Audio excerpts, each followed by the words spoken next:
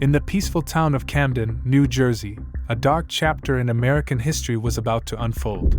It was September 6, 1949, when a seemingly ordinary man named Howard Unruh would etch his name into the annals of infamy as America's first serial killer.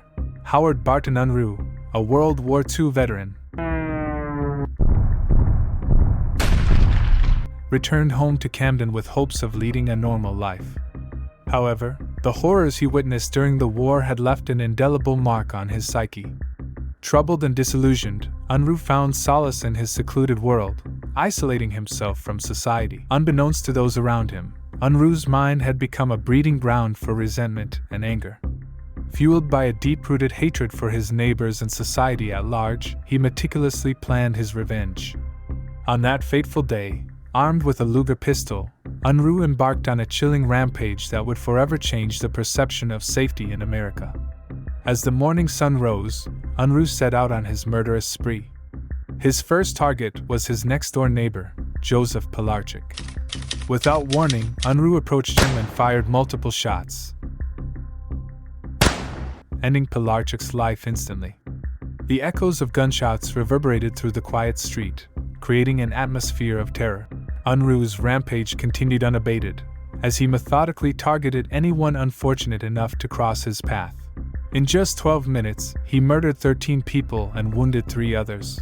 Panic ensued as the news of the massacre spread throughout the town, leaving residents paralyzed with fear.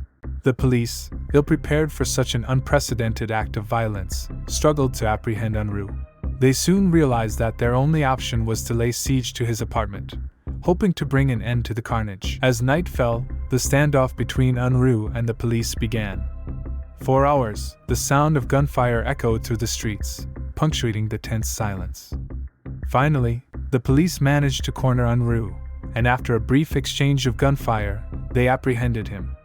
Unruh's motives for his deadly rampage were as elusive as the man himself. Some speculated that his resentment stemmed from perceived slights and grievances, while others believed his actions were a result of untreated mental illness. Regardless, the impact of his heinous acts would forever change the way Americans viewed public safety. Howard Unruh was eventually found guilty of murder and sentenced to life in a psychiatric hospital. He spent the remainder of his days in confinement, becoming a symbol of the darkest depths of the human psyche. Unruh is generally regarded as the first of the lone wolf type of modern mass murderers, the template for the school and workplace shooters.